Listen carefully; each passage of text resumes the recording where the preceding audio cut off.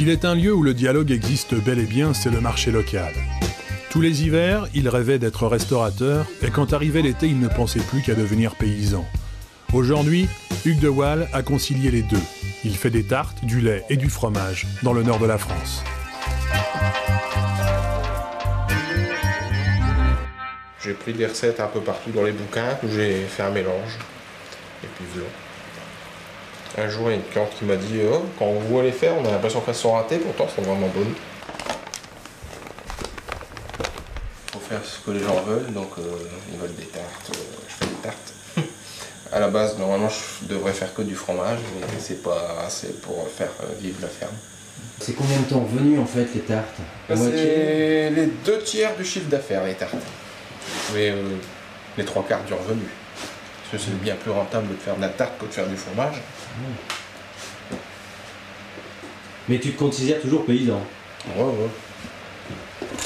C'est pas l'exemple de ton père qui t'a dit qu'on pouvait, qui t'a montré qu'on pouvait y arriver? Bah pas trop non. Quoi?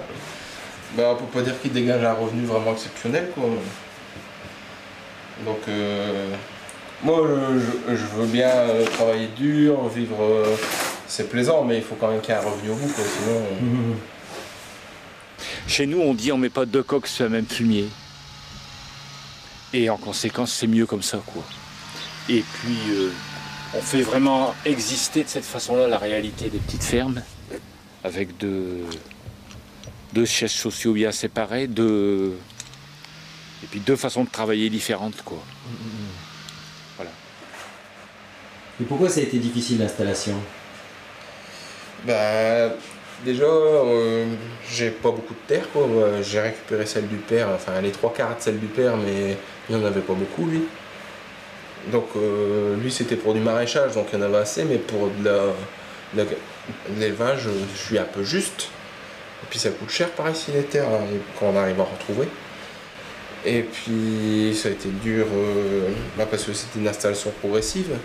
Les 3 premières années je perdais de l'argent tous les mois.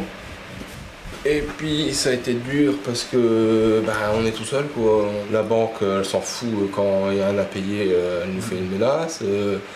Et puis à la chambre ils vont redonner un renseignement mais de toute façon c'est pas adapté à nous quoi, c'est des renseignements pour les grosses fermes quoi, donc et ainsi de suite quoi.